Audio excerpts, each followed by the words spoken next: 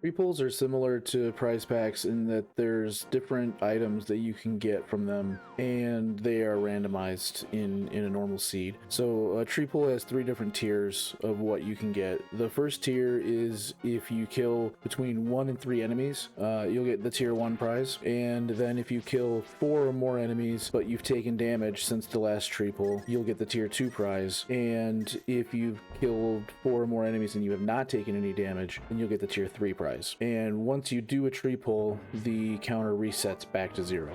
Also, this counter will persist through a save and quit. Here's an example of the possible prizes you can get for any of the tiers of a tree pull. The tree pull locations will change in the light world depending on if you've beaten Aga or not. So we'll start with the dark world ones because those don't change. There's this statue on the left side of the pyramid. There's this statue just east of Swamp Palace. There's this statue up here by Hype Cave, the tree up near Skeleton Forest by Bumper Cave, and then the right kind of paw or foot or whatever of Turtle Rock. If you have not beaten Aga 1 yet, then the tree pull locations in the light world are the Kakariko house with the yellow dress woman out front. When you go inside her house, you pull on the Mario painting. You have the tree just south of the Lumberjacks. You have the tree in the Lost Woods next to the Thief Hut, and you have the tree in Hyrule Castle Garden.